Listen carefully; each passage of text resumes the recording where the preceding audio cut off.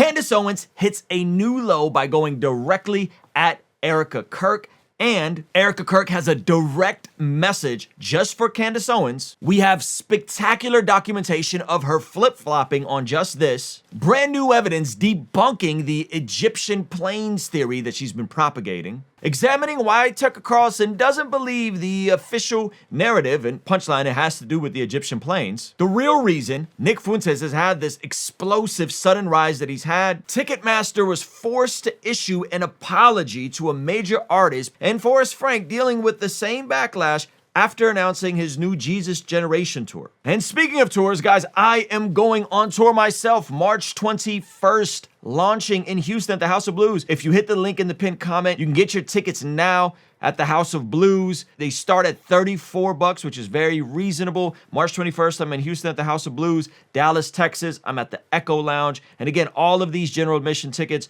start at around $34. There is a pre-event Q&A that you can get tickets to. We'll be in Chicago, Oakmont, Arlington, Virginia, which is the DC area, New York, Los Angeles, Tampa, Clearwater, Florida, Atlanta. Go buy your tickets now. Starting March 21st, Houston. I know a lot of you guys are watching from Houston. Get your tickets now. I can't wait to be with you guys in person. Let's jump into this video. Okay, so absolutely new low for Candace Owens, now officially going at Erika Kirk. I'll let you hear her crash out here, and then I'll play you guys a version of Erika Kirk responding directly to her, and we'll just highlight how she's absolutely flip-flopped on this entire thing. So this is her now. She kind of rambles a bit about how you shouldn't talk about people making money off Charlie Kirk, and she kept saying thousands. It's like, Candace, you've made likely tens of millions of dollars when you factor in the number of views, the super chats, and the number of brand integrations. On top of what she's saying, well, Turning Point made $40 million. It's like they made $40 million from donors for their organization. You're enriching yourself. You don't have a nonprofit. You don't have an organization that goes on campuses and persuades young people on these issues. It's just you. So you enriching yourself off of the death of Charlie Kirk is different than Turning Point getting donors or selling merchandise. It's absolutely different. But anyway, let's look at the deplorable crash out here directly at Erika Kirk. I never thought I would see this. Like, I didn't think we would cross this line. Almost like, I want to be clear that Turning Point USA is my family. The Charlie Kirk show is my family. You know, like she's just expanding the wings of people that we're not allowed to critique because they're in the family. If you call them fam, you can't critique them, right? No, it's the very people that Charlie Kirk hand-selected, because you critiquing them is basically saying, Charlie was this buffoon who never knew how to pick good people because everyone betrayed him. It's actually a character attack on him.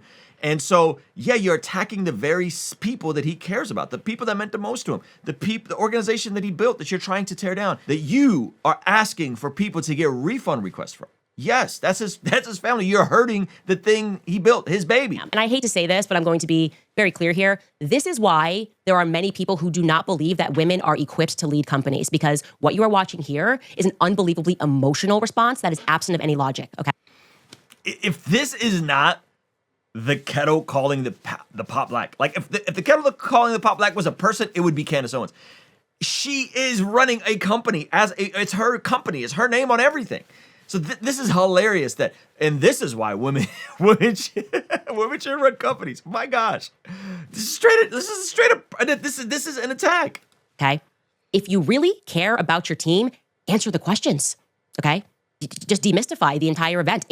Come out, sit down, answer the questions, so people don't think Turning Point USA looks so suspicious. Don't try to like mom the organization and say, well, mother's upset because people are coming after her kids and all of this multi-million-dollar subsidiaries. That's my children, okay? The multi-million-dollar subsidiaries, Turning Point, like Turning Point Action, all that, those are my kids, so you can't critique them. No, she's saying you are going after Charlie's friends and the people he handpicked.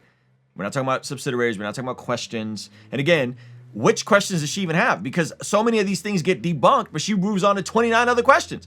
We could just spend the rest of the decade answering all of the questions that she pontificates. So anyway, absolutely new low for Candace Owens. Now, before I show you how bad she absolutely flip-flopped on this, I gotta show you guys how Erika directly responded to her by name, because initially she didn't say her name, responding to her name coming up yesterday, and then I'll show you how bad Candace flip-flopped. The podcaster Candace Owens, okay?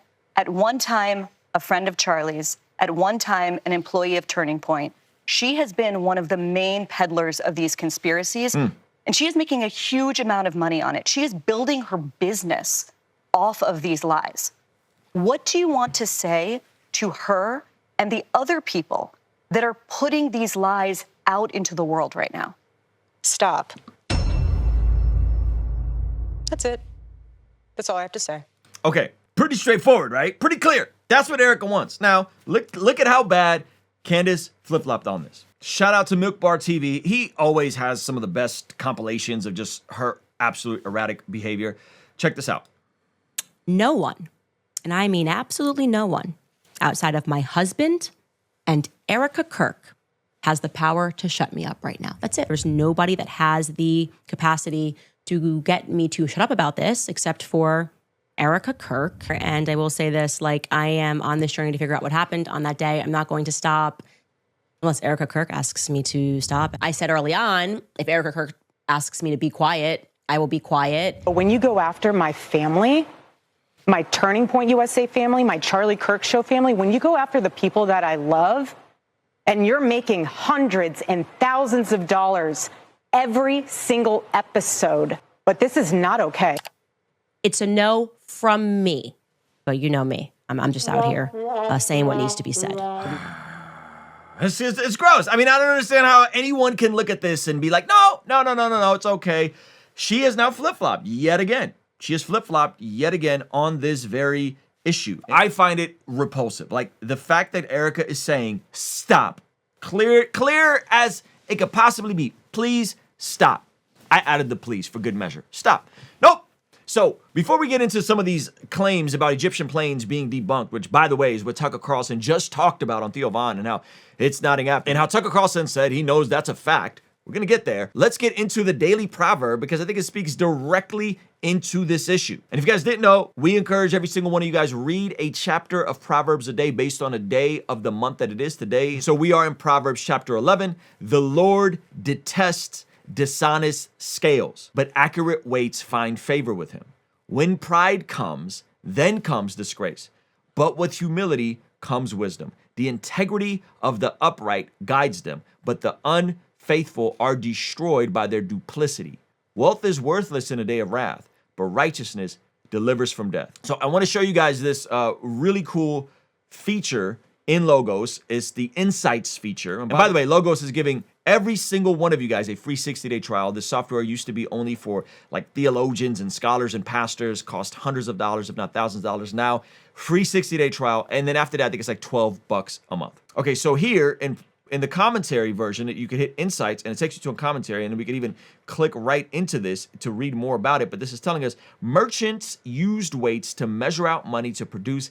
Dishonest merchants used faulty scales or weights to cheat their customer. This practice was prohibited by the law and condemned by the prophets because it was used to oppress the impoverished. In this commentary, it cross-references how a false balance is an abomination to Yahweh, but a just weight is well-pleasing. And so what Proverbs is getting at here is having false weights and false measures for certain things to deceive people while changing the weights to accurate measures when it pleases you. And this is what we see with a lot of the stuff coming out, the goalposts being moved, dishonest, sleight of hand tactics, and when things are actually exposed, person moves on to the next thing. And I'm going to show you guys in a very clear example and highlight another channel that's been doing a great job debunking many of the claims and showing many of the lies of Candace Owens. But before we get into that, again, I would be a bad friend if I didn't tell you our Celebrate Christmas with Purpose sale happening right now for the next 5 days. Pick yourself up something from the blessgod.co shop. It's linked below. And here's the deal. So many people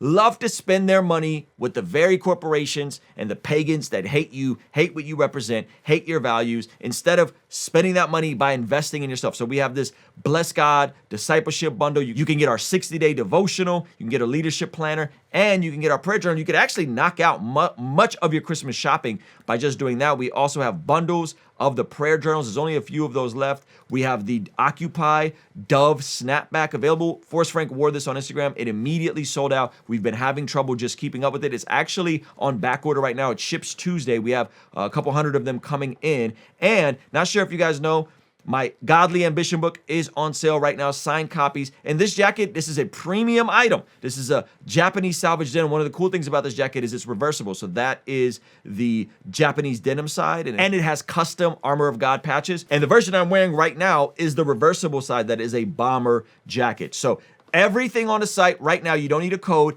is 15% off. We're shipping everything by Tuesday to get it in time to you for Christmas. So go to blessgod.co or hit the pinned comment. Do your Christmas shopping with us. It's a great way to support what we're doing here. And it's a great way to knock out some of your shopping without having to overthink it or wait till the last minute. And speaking of overthinking it, Tucker Carlson is definitely starting to overthink this entire thing. It sounds like Candace Owens has gotten in his ear. Here's the claim he made trying to clarify some of the stuff. And then I'm going to show you guys what he said about the Egyptian planes. And we're going to absolutely debunk this together. And I'm going to provide you the sources so you can go look it up for yourself. Or at the very least, have another channel that you can go and look at to highlight some of the utter buffoonery that is coming out from all of these conspiracy theories. Okay, so here's Tucker Carlson on Charlie Kirk's assassination. Again, this is from, I guess, an upload yesterday. We're gonna look at what he said on Theo Von, and this is kind of where he's landing the plane about the FBI specifically. We are potentially letting our largest federal law enforcement agency off the hook. It is the job of the FBI to find out what happened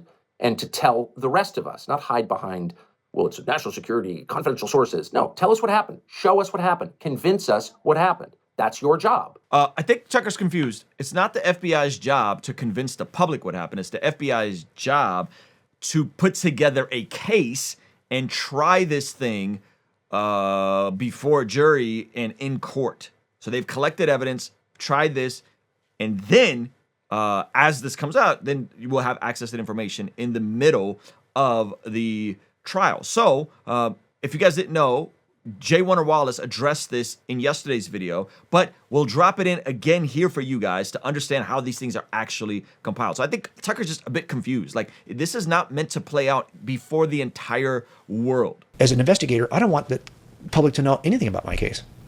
Anything. Once I got the guy identified and he's in custody, I've caught him, I have one more event in this case, the trial. That's it. Yeah. The investigation's over. The arrest is over. I'm down to prosecution now. You'll hear about it if you want to televise the prosecution, the trial. But otherwise, I'm not going to say anything about those pieces. Now, what I've created in the public's eye is a bunch of unanswered questions. Where's the autopsy report? Oh, they're not releasing the autopsy report. That seems a bit odd. No, that's not unusual. That's every case I've ever worked. You know, if I didn't need to have a video out there to identify my suspect, I'm not telling anything to anybody until we go to trial. Sometimes that trial, by the way, is 4 years downstream from the arrest. I've had a couple of those. And how is this all coming together for him? Why is this all happening? Because he doesn't understand the official story, specifically the Egyptian planes, which we're going to look at here in a sec. Wanted everything to do with it, but I will say a couple of things. I don't understand the official story at all. Of his assassination? I don't understand rigorous and honest. I think that I don't know many of the details, but I know that recently Candace said that Egyptian registered aircraft were following Erika Kirk, Charlie's widow, around for a number of years in different places in the world. That's one of the weirdest things I've ever heard, and I just want to say that that is factually true. So he said that is factually true. Now we're going to unpack this together. Okay, so let's get into this entire Egyptian planes theory that they have been talking about. This is a channel called Paramount Tactical, one of the channels that actually went to the site where Charlie Kirk was tragically assassinated, walked through some of the nonsense that Candace was talking about regarding Spider-Man activities and all this sort of stuff. And has done a great job of weaving together all the lies and piecing them together. Now, in this video, he talks about specifically the Egyptian planes nonsense being debunked, and he highlights a creator who's on X, and we're going to look at her X as well. Her name is Shauna, and she goes over the Egyptian plane theory and just walks us right through it. So initially, when Candace mentioned about the Egyptian planes, I don't know, well, the first Egyptian plane, a month or so ago, I noticed that not just that she had the time zone incorrect, but she also said the plane landed at an Army base in Nebraska. And on her own screenshot, it said just the regular public Omaha, Nebraska airport for the flight history. And I was like, this is so weird. So then when she came out a few weeks later and she had the whole spreadsheets and the mommy sleuth, and she said that there were 70 times that these planes were overlapping with Erika Kirk. I was like, First of all, how did you verify Erika's locations? Because she's not very public with all of that stuff. It's interesting that none of our fans ask this. Like, how do you know where Erika's been for the last several years? How are you keeping track of this? Where did you get this from, right? Like, it's like, I guess Charlie's a bit more public, but the fact that she just for certain knew that they were following planes, following Erika around, crazy. So this is a great question. Okay, let's let Shauna cook. Second of all, why would Erika Kirk be at all of these events and Charlie was only at some of them? Like, that didn't make sense to me. So I was like, let me just like look up these flight history. So I screenshot the spreadsheet that she had on her show, and I just started looking at the flight histories. Now I could only go back for 12 months on I think it's like Flight Radar 24 or something, but I don't know where this woman got this information from. I don't know if it's even I don't know.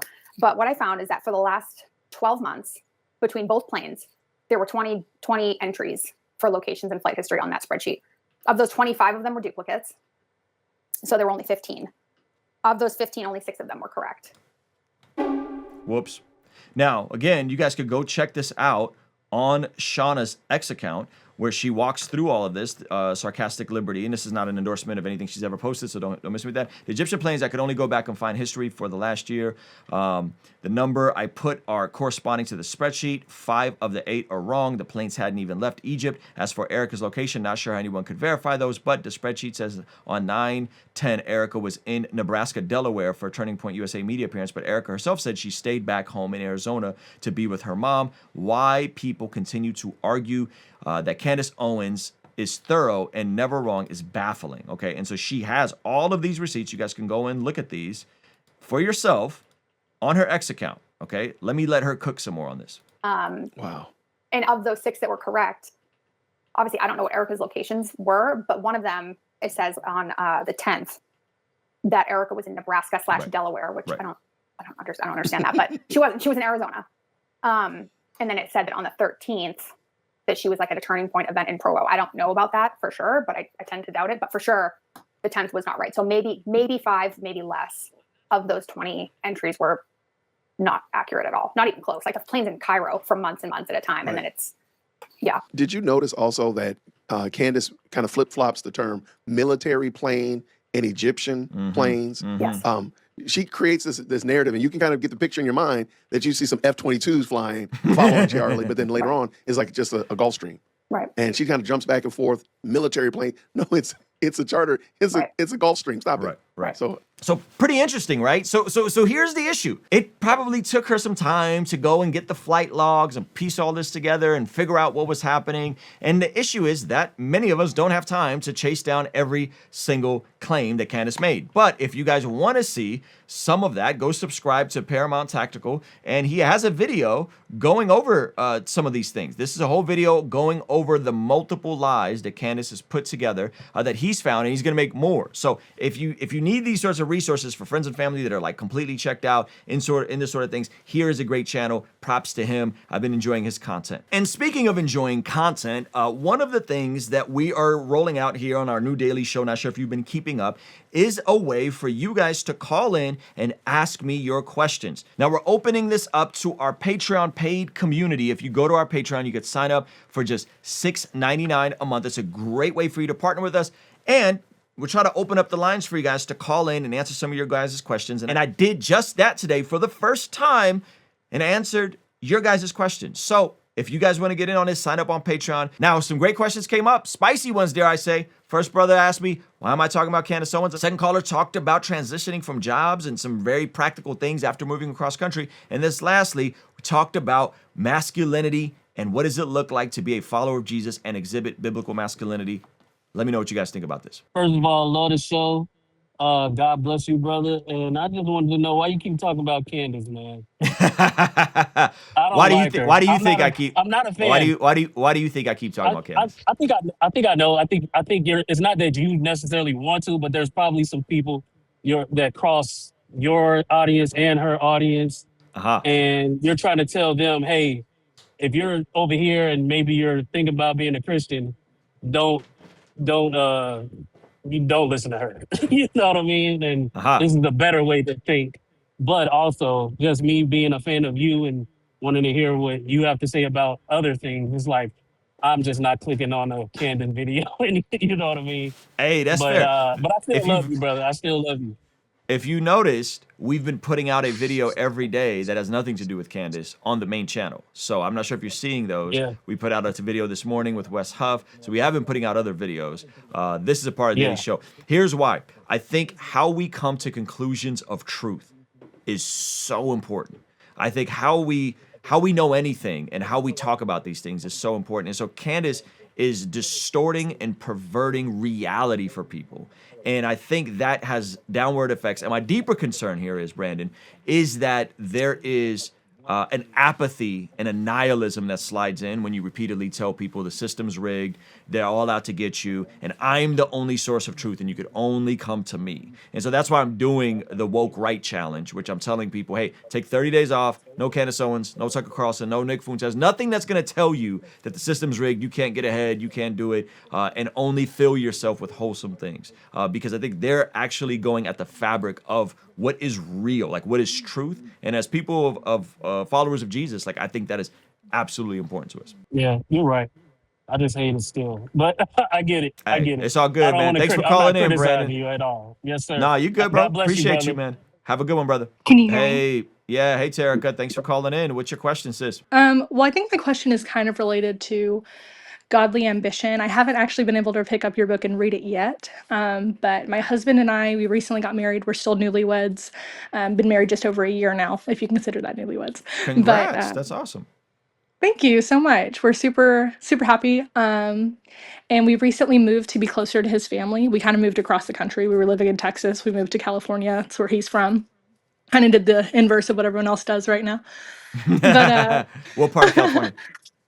Central Valley. So Okay. not like by the beach or anywhere gorgeous, but great to be by family. So we're grateful for that. So kind of in this move, we were kind of moving by faith. We didn't have jobs lined up or anything like that. And so he's been able to kind of find a job, but I'm still in the waiting. We've been here about 5 months now. And my question is just kind of how can we stay faithful during this waiting season and in this time of just wanting to be used by God and wanting to allow our lives to reflect Him, but a lot of in non-constants as we're still searching for churches and all these things and just waiting to find stable ground, you know? Yeah, wow. Well, I think it's okay to first acknowledge that you guys are in a tough season. Like, there's a lot of changes that have just happened. You guys just started a life together as newlyweds. You've moved across the country. And yeah, I think it's okay to just stop, pause, and say, okay, this is a very wild season for you guys. And it's an adventure, and it's probably fun at times, and it's probably scary at the same time, right? So I think foundationally, I love the quote. We attribute it, I want to say, to Augustine all the time, and I talk about it in my book. Pray like it all depends on God, and work like it all depends on you. And I think that's usually my framework. So I always encourage people, document your prayers. This is why we have like the Bless God Prayer Journal, not a pitch to you directly, but document your prayers, like start writing out your prayers and be very specific with what you're praying for. So if you guys are praying for a job, start documenting these things. Praying for favors, start documenting these things. Because I think there's something to writing out our prayers and then seeing God answer them. Because oftentimes He does answer them and we forget them. Like I'm fairly confident at some point your husband will have a job, right? But you said it's your husband that hasn't found a job. Is that correct? Sorry, it's kind of me who doesn't have the job. He has a job. It's not exactly, we're not sure if it's what he wants to do for a long time, but that was such an answer to prayer for him to just have one. Yeah. But for me, I still don't have one. And, we were kind of the kids who did everything right. We graduated college, semi-debt free. We had a small loan we had to pay back, but, we did everything the right way. And then, especially in Texas, the job market wasn't great. So it just kind of became one of those things. Well, let's be closer to family and see what the Lord does. And in the area you're in, do you feel like the job market is better? Yes and no. That's kind of tough to answer because there are jobs, but even jobs, respectfully, I feel qualified or only require a high school diploma, even struggling to get interviews. So that's been a weird, it's just a weird time to be in the job market. I know that seems popular, like people are unemployed and just bums and want to be laying around. Whereas like, that's really not my desire. My goal is to, be helping contribute to our income and things like that, especially when we're in a season before we have kids. Sorry, I think this is getting a long way. This is more than you're asking for. No, you're good. You're good. So again, I love that you guys are praying. I love that he has a job, even if it's not the job he wants to have for the rest of his life. I think oftentimes employment is going to be connected to two things. your skill set and your ability to solve problems, but also your connections and your network, right? So it's not just about hard work. It's not just about applying for a bunch of jobs. Like, you have to hopefully know somebody, have a foot in the door with someone, and at the same time have a unique skill set. And it sounds like you guys both went to college, you did the right things, and you guys have that.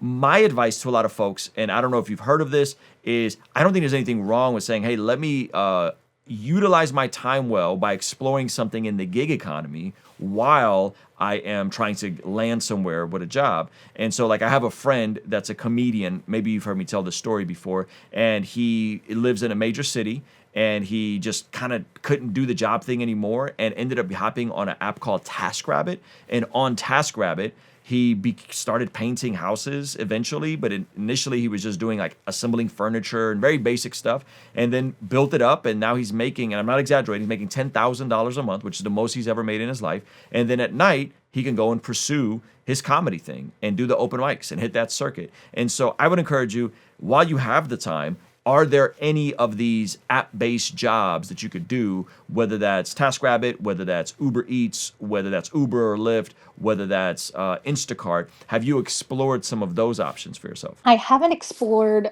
those specific things, when we were in Texas, and I would do side gigs alongside my regular job where I was like a babysitter and things like that.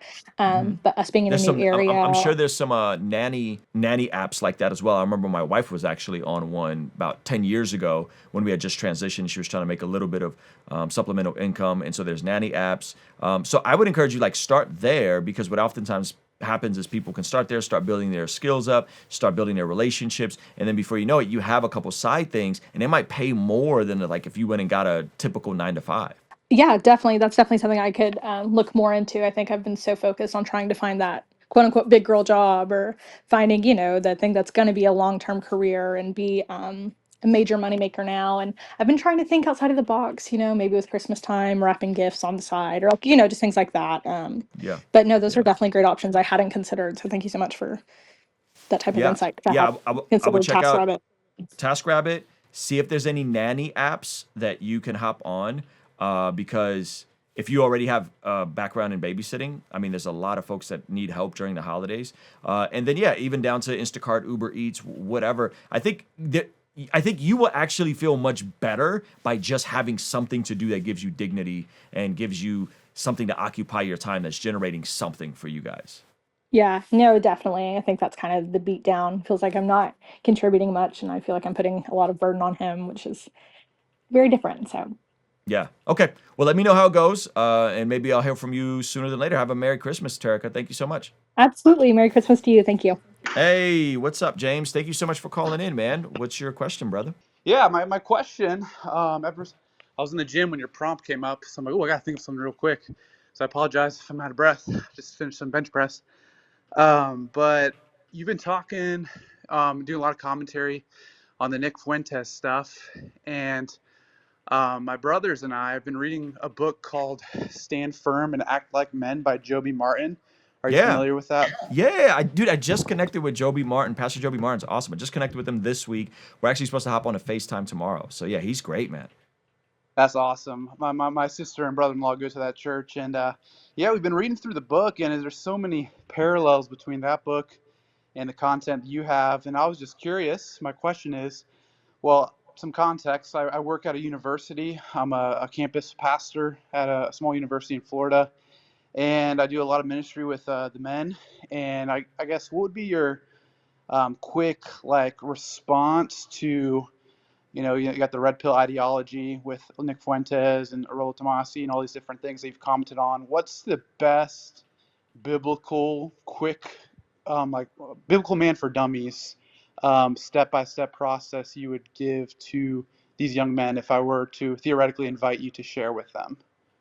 Yeah, that's such a great question. I think the thing that's important to understand is that though people are different, we're all created in the image of God, and we all have immense value and immense capacity to do great things and usher in goodness and beauty and change the world. But at the same time, we are all,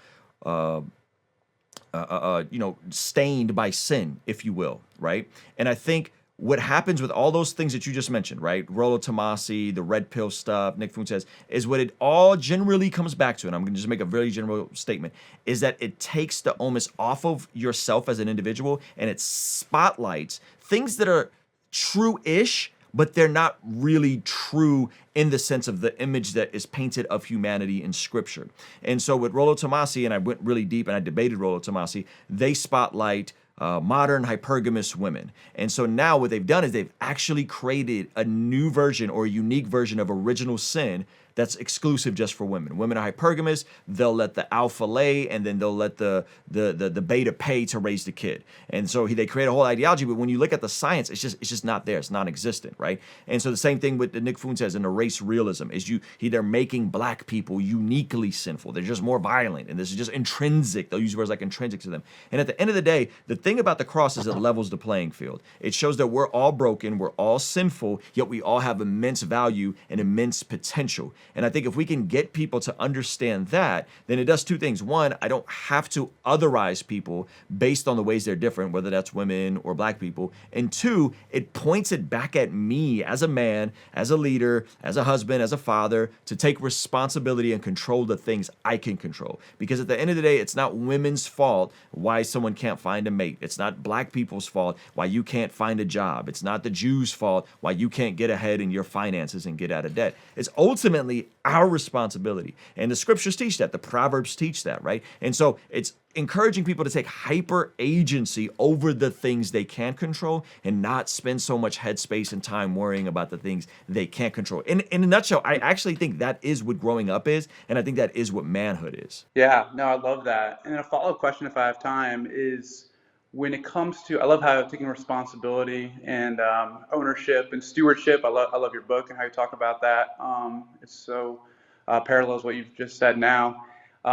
There's such a draw, and I think you've mentioned it from these red pill ideology for how like manly and macho they are, and how some men that I work with in my space are looking for those father figures that demonstrate masculine qualities.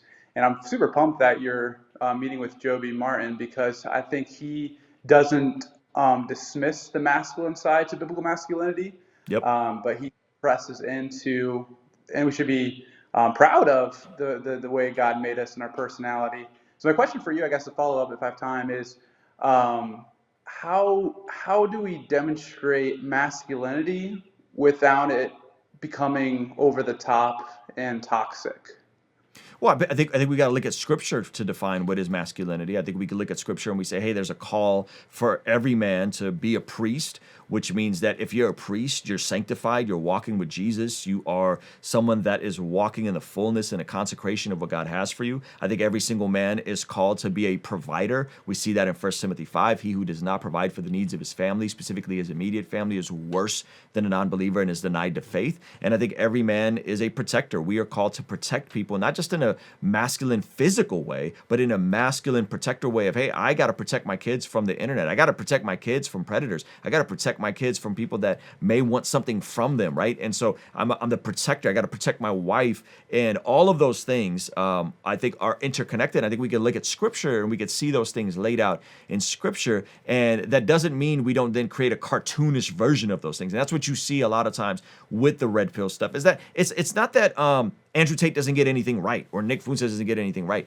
It's that they're ultimately distorting reality, and they're speaking in hyperbole and really embellishing, and it removes people from reality. And so I think the reality, as we already went over it, is like, hey man, we all have value. We're all different, but that doesn't change the fact that we all have immense opportunity to get aligned with God's ways. And so that's how I would say, is like, hey, there's actually a scriptural precedent for manhood. Joby Martin does a great job. Philip Anthony Mitchell does a great job. There's a lot of great voices out there that I think are demonstrating what does biblical masculinity look like. And I'm honestly excited of the era that we're entering in. That's awesome. And to piggyback those two people you referenced, like I said, I work with the college space. Apart from their local church pastor, who are 2 or 3 positive male biblical influences that you think are good at connecting with the college demographic that I can point my students to? Yeah, I think so. We said Joby Martin, we said Philip Anthony Mitchell, Josh Howerton, another friend of mine, Gavin Ortland, Wes Huff. I mean, I could keep going. There's so many. Nate Sala from Wise Disciple, Mike Winger. There's so many great examples of men that I think, and they're all different, right? Like Gavin's a bit more soft spoken than a Josh Howerton, but I think they all exhibit these qualities that we're talking about. Love it. Thank you so much. I appreciate it. James, thank you, man. Appreciate you, brother. So I want to hear from you guys. What do you guys think about this call-in segment? Should we do it every day? I honestly love taking your calls. I feel like it's a great way for me to really keep a pulse on where you guys are at and what solutions we can present to you. And you guys know I'm a huge Dave Ramsey guy. I used to listen to hours and hours and hours of Dave Ramsey, which is why I recommend that for our Woke Right Challenge. Cut out the nonsense, cut out the poison, cut out the you're a victim, and redirect that towards something that's going to build you up. And so me and my wife, we spent a year and a half really just listening to pretty much Dave Ramsey and preaching, and it changed everything about our life. So anyway, let me know what you guys think about that segment and if we should keep doing it. And hopefully the more you guys see it, the more it'll encourage you to partner with us on Patreon or partner with us by picking up something for the Christmas sale. 15% off the entire store. And you can get your Christmas shopping done, pick up a prayer journal, pick up a bundle of prayer journals. And this is the prices plus 15% off. You don't even have to apply a code. All happening right now. Why am I telling you guys this? Again, if you don't notice, we are trying to step it up. We're trying something different with these daily shows. I've been having a blast doing them, and it helps me focus more. And it also helps me connect with you guys, and hopefully you guys see what we're doing, you love it, and get behind what we're doing because we're looking to make some more upgrades. I just got a new microphone. Let me know if you guys like how it sounds. I'm still tweaking it. I'm also upgrading the cameras to the Blackmagic 6K Studio full frames, which will hopefully get us 2 new cameras by the end of the year. So your support means a lot. I know it looks like we're just printing money over here. We're not. We're a small mom and pop shop operation. We take care of our employees. We do the best with health insurance. And you guys partnering by picking up some merch or partnering on Patreon really does go a long way. And speaking of going a long way, you know, so many of the things on the internet are smoke and mirrors or just flat out appear bigger than they seem, which leads us to our next topic. Nick Fuentes, the sudden rise is built on foreign bots. Okay, who would have thought? Who would have thought? Now, I really thought that in this era that people were more sophisticated than to notice this, but apparently this is what is being reported by New York Times, exclusive stories. Nick Fuentes turns out to matter a lot less than his promoters and detractors have been assuming. His rapid rise is built on foreign bots, not any genuine American fan base. The online extremism tracking national contagion research institution bombshell reports show that the Holocaust-denying self-promoted surged into national visibility was driven by engagement from accounts located outside of the United States, mainly in India, Pakistan, Nigeria, Malaysia, and Indonesia. This is the gift from Elon Musk that keeps on giving. So you guys didn't know, Elon Musk revealed where many of the accounts on X are actually located. And so now that you see where many of the accounts on X are located, you're able to see who is getting traction from foreign accounts. And this is alleging actual bots that are spamming someone's views, spamming someone's likes, spamming someone's reach. And then it creates a real persona, but it isn't real. Strange places indeed to host hordes of white nationalists. Man, New York Post is so petty with this. All are known hotbeds for low-cost engagement farms. Outfits whose bots fiend online activity by real human people boosting engagement stats for profit or other ulterior motives. Yes. Bot farm signs are all over Fuentes' stats. Per the NCRI, he gets higher engagement in the first 30 minutes of posting than even accounts with 10x or 100x more followers. And the often formed profiles that engage with him will retweet multiple recent posts in a short time. Behavior highly suggestive of coordination or automation, right? This is what it means. This is the bandwagon fallacy, right? Because his videos or his views perform, therefore, guys like Tucker Carlson take him more seriously and then help expand and legitimize his platform. All of which has been made obscure fringe figures seem a much more bigger deal than he really is, and so seemingly worth a warm welcome by podcasters like Tucker Carlson and less warm sit down with Piers Morgan. Fuentes himself understands the value of pumped up stats, routinely urging his viewers to retweet me or retweet this to amp up his profile. That is, Fuentes does have real followers, And I remember back in 2022 when I first started hearing about him and I asked to debate him, he does have real followers and they're really annoying. The gropers are really annoying, but not to the degree that it appears, apparently. That is, Fuentes does have real followers, but a lot fewer than it seemed. His sudden rise in popularity is phony, though the fakery might pay off enough publicity to gain fresh fans. That is the key sentence here. And so what we're seeing happen is the bandwagon fallacy. Because something is popular, therefore it's right or therefore it's true. And we've seen this happen in music. I mean, social media all the time. People buy followers. I thought we were past that. People buy views. People buy engagement, apparently. And it's all to prop up something that looks real and looks like it's grassroots, but it really isn't. In politics, this is called astroturfing. It's meant to look like it's grassroots, but it really isn't. It's the deceptive practice of creating the illusion of widespread, genuine public support, a grassroots movement for a political cause, policy, or candidate when it's actually orchestrated by powerful hidden interests like corporations or political groups using front organizations, PR firms, fake accounts, or bots to manipulate opinion. Now, the sad part is the bots then create more bots because there are people that will see the social proof of him getting 100,000 viewers on Rumble, which, by the way, we've always known that the Rumble viewers are highly exaggerated because how they count views is different, and the drop-off is different versus like YouTube. And so those numbers have been exaggerated. That's been fairly verified, but that creates the social proof, and then more people gravitate towards it, and then you create something that looks bigger than it really is, and then more people gravitate towards it. I really thought that people were past this. I really thought that we were past being manipulated in this way, right? Named after AstroTurf, artificial grass, to contrast with real grassroots, it aims to sway public perception and policy by mimicking organic citizen engagement, often through fake social media posts, coordinated campaigns, or front groups that seemed independent but are funded by special interests. The sad part is not that people are doing this or that there's potential foreign agencies involved, which, by the way, when people are talking about foreign actors and they're talking about Israel, go look up how much Qatar spends, substantially more than Israel, by the way, on our universities in these sorts of operations. How many of these folks are coming from cheap countries in Asia? I don't think Nick is doing this himself, but he's absolutely benefiting from it. And the sad part is many of you are falling for it. And then what happens when you're falling for it, you then end up buying into the victim mentality that he, Tucker Carlson, Candace Owens are peddling to you, which is awful for you. It leads to apathy. It leads to brain rot. It leads to nihilism. And then before you know it, you're down that despair spiral. And because you couldn't decipher that maybe some of this is manufactured. Maybe some of this is fake. And you know what's not manufactured?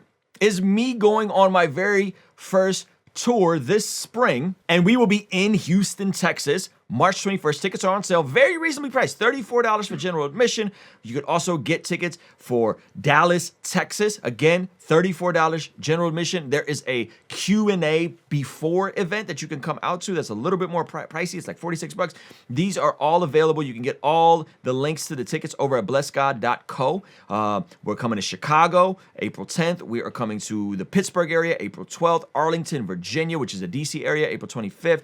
New York City, Los Angeles, Clearwater, Florida, which is the Tampa area, and Atlanta, Georgia. Get your tickets now. I will be doing a keynote walking you guys through the concepts of godly ambition, how to take agency, how to take responsibility, how to make the most of your time, talent, and treasure. I'll be working in some music, some special guests, some spoken word. It's going to be an amazing time together. So go to blessgod.co, get your tickets now. I can't wait to meet some of you guys in person. So we have plenty of tickets for the Godly Ambition Tour. You should go see me. I can't wait to see some of you guys in person. But unlike the Godly Ambition Tour, Forrest Frank just announced his tour, the Jesus Generation Tour, and tickets are going crazy. And this is not a promo for Forrest Frank, I promise you. But it's him, Tori Kelly, Corey Osbury, the Figs, and it looks stellar. They're doing arenas again. It's going to be awesome. And what happened is, as the tour got announced, bots swooped up to get the tickets immediately, selling out the shows, creating long queues. And then the way Ticketmaster works, and they had to issue an apology for this, is they will allow people to resell tickets right inside of their ecosystem. The money, none of the money goes to the artist. So it looks like Forrest is doing this mad big cash grab when really this is people using the Ticketmaster system and scalping tickets for high profile artists. So you see comments like this: what happened to the $39 ticket prices? For PHX, it's $200 to $500 a ticket. And you see multiple comments like this. I'm so confused on the pricing. The cheapest for the pre-sale is $97 to $113 for the nosebleeds. Am I doing something wrong that I don't see? This is so sad. And so again, Forrest Frank, who's a sweet guy, he's announcing this tour. He's bringing everybody on board with him. He's bringing the Figs, Tori Kelly. Like, this is an amazing tour. Corey Osbury, I didn't even know Corey. I think this is his first tour in a while. And now this looks like, oh man, there's another Forrest Frank controversy, which I think opens up a bigger conversation around Christians in the marketplace and media and partnering with companies like Ticketmaster and Live Nation and touring, all these sorts of things. And I thought it'd be fun to bring in a good friend of mine. I was recently on his podcast, the I Love Birds podcast, Zach Rippey, who is here live in the studio with me, man. And so you have a background in terms of some of this stuff, seeing this. The way we actually connected was you did a video kind of going at Forrest a little bit. And then as more was discovered, you discovered that, oh man, he's actually a pretty dope dude. But what do you make of this sort of stuff when we see Christians operating at an excellent level, and then kind of this sort of backlash when partnering with a Ticketmaster or a Live Nation? Yeah, well, my son loves Forrest Frank. I love Forrest Frank. And I had a guest on my show that we originally got connected with, where we were just kind of talking about the idea of everything that was going down at that time with him and Corey Asbury. Mm-hmm. And so I was open to the conversation of like, yo, is this real? Is this not real? And just seeing what was up with it. Because, I mean, we talked about it before. Like, Forrest Frank is genius at storytelling and marketing and getting his music out there and creating conversations. So this is, I feel like, a unique opportunity for him to maybe use the power and influence that he has and the following that he has, and also all these different partnerships and companies, and especially in California, all these Silicon Valley tech companies. He could potentially partner up with somebody to make a Christian version of what a platform could be like Ticketmaster, in a way that is able to weed out some of those things and have a very much so dialed in platform that people can buy tickets at a fair price. Yeah. And this is the first time this has happened, by the way. Ticketmaster had to issue an apology to Olivia Dean. This is just a few weeks ago. Same exact thing. Okay, so Olivia Dean's tour prices typo, singer slams frustrating issue. Ticketmaster setting the record straight on the prices for Olivia Dean's upcoming tour, responding to a user who shared screenshots of a lengthy queue for tickets to see Dean on the site, as well as a hefty price tag, just over $750. They alleged it was a typo. Raise your hand if you're not seeing Olivia Dean next year. So this is like, the fans didn't get mad at the people, right? And if you're a Christian, this is not the greatest look. Ticketmaster charges insane prices and lets bots buy out the whole venue. We're going to get into solutions for this in a second. And it says the post showed that there was 24,000 people in the queue, and same thing with Forrest, it's like 70,000 people in a queue, facing a price of $750. The price was a typo, but has since been updated to the correct $53 all-in price. Appreciate you flagging this, Ticketmaster. So Ticketmaster ends up issuing an apology to her. They said, I'm sorry that there seems to be an issue with tickets reselling and pricing. My team currently looking into it. It is extremely frustrating, as the last thing I want is for anyone to be scammed or overcharged for our show. She also tagged Ticketmaster and Live Nation, providing a disgusting service. Ain't that the truth? The prices at which you're allowing tickets to be resold is vile and completely against our wishes. Live music should be affordable and accessible, and we need to find a better way. This is not the first time Ticketmaster has landed in hot water. Bruce Springsteen, Pearl Jam, Foo Fighters, Rage Against the Machine, 2022 following a controversy. Daily reminded Ticketmaster is a monopoly. It's a manager with Live Nation, should never have been approved. And so, yeah, they issued an apology for this. So here's the issue. How this works is an artist puts their tickets up for sale through Ticketmaster, Live Nation. Live Nation kind of owns the entire market. The same people that were using bots to buy sneakers are now using those same bots to buy tickets, resell them within the Ticketmaster ecosystem at a outlandish price. And the sad part about all this is the artist doesn't even get any of that money. So Forrest Frank is getting his $50 a ticket while they're reselling them for $300, $500, $700. Like, that's how disgusting this entire thing is. And it's really sad. Now, you mentioned some possible solutions. I went down this rabbit hole. And I said, hey, man, there's a lot of churches that sit empty sometimes on the weekends. Yeah. There's a lot of big churches, and I actually met with pastors who have some of the biggest venues across the nation. And this is what I discovered, is that, one, many of these venues are not big enough to house a Forrest Frank. So a church, think about a bigger sized church. There's only a handful of churches that can meet in a stadium. And most of these churches, 5,000 cap room at the most, right? And people are like, oh, it's a giga church. Well, it's like, yes, it's a big church, but they do 4 or 5 services, right? So one, you can't even house Forrest because he's doing 10 to 12,000 people, right? And the demand that would cause would be kind of more chaos than good for the church. Yes. On top of which, they don't necessarily have the infrastructure to turn the church over for a Sunday morning if there's 10,000 people or 5,000 people, or say Forrest does 5,000 2 times on Saturday night or Friday night. They don't even have the infrastructure for the security, the concessions, the ushers, all of the turnover that has to then happen to then get it ready for Sunday morning. They just don't have the infrastructure to pull that off. On top of which, it doesn't financially make sense for the artist or for the church, right? Because if the venues are built to do this is what they do. They do concerts all the time, right? Where churches aren't equipped to have these massive concerts with these massive turnouts. So I had a whole conversation with very influential pastors, and they were like, man, we've tried, and it just never works out well for us or the artist, you know? And so it sucks. Now, in terms of the Silicon Valley and a ticket thing, I've heard of artists, high-profile Christian artists, that will withhold certain numbers of tickets to not be able to put it all out and then have them gobbled up.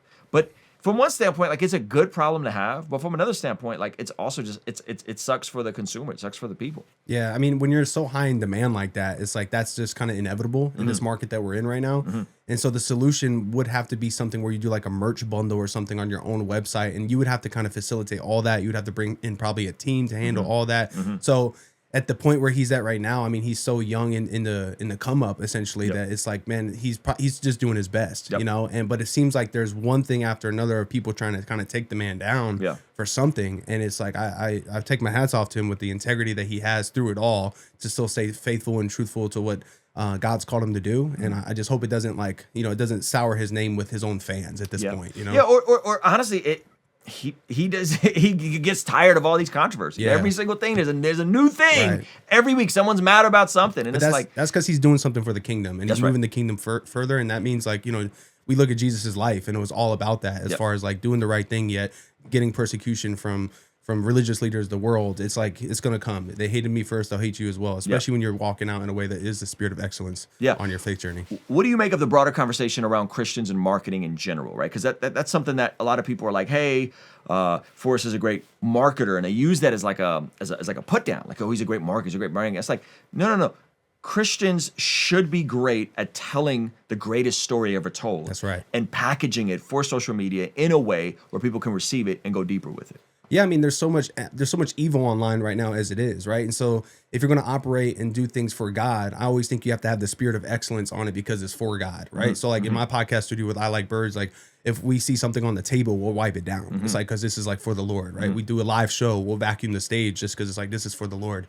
So it's like you have to have that when it comes to what you're projecting to the world, right? So it's to be salt and light. So we have to be tasteful to what people are seeing to be able to attract the people that want to be able to, because people don't want to go into Christianity thinking it's like too overly religious or like lame. You know, I think Christianity can be cool in a way that is tasteful for people to find out more about Jesus through somebody's life, through somebody's experiences, through somebody's music, through somebody's content.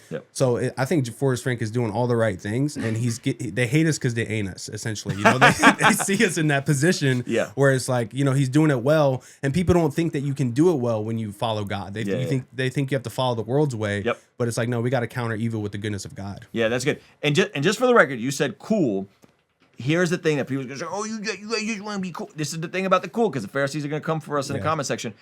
No one is cool by trying to be cool. That's right. Come on. That is not how you, like, to think of, like, cool is just, you're just yourself. You're just yourself. You're maneuvering, you're doing, you're excellent, you're doing it. Like, I think Mike Winger is extremely cool. But Mike Winger doesn't check any of the boxes that a cool Forrest Frank does, right? Like, I think Gavin Ortland is extremely cool. And so cool is no one's trying to be cool, because that's not cool. No. Trying too hard is not cool. So anyway, I just wanted to add that caveat. Thanks for hopping in, brother. Guys, let me know what you guys think about this episode. Let me know what you think about this new format. Again, if you haven't, come hang out with me on tour. Get your tickets. They won't sell out yet, but maybe they'll sell out later. But maybe you can make them sell out. You go to blessgod.co. Pick up your tickets. Again, Houston, Dallas, Chicago, Oakmont Theater, Arlington, VA, New York City, Sony Music Halls, iconic venue, Los Angeles, Tampa, Florida, Atlanta. How terrible would it be if the bots got to me after seeing this video? That would be tragic. And sold them for less. Right, sold them for less. That would be so embarrassing. Get your Christmas shopping done with us. Why are you spending your money with the pagans that hate you and hate everything you represent? Get your Christmas shopping done over at blessgod.co. Get the discipleship bundle. Get a prayer journal bundle. Hook up other people. We got the hats, the Occupy Till I Come shirt. Everything is 15% off. You don't got to use a code. And you got to get it now, because we're shipping Tuesday to get everything to you guys by Christmas. And again, guys, thank you so much for hanging out. Shout out to our Patreon fan. If you guys want to see when I appeared on my man Zach's channel for his podcast, I Like Birds, we'll have this pinned over here. And we'll have some other video that YouTube thinks you'll like over here, and Patreon or the link to the shop or something over here. All right. Remember to keep living a life that blesses God, and I'll see you on the next one. Peace.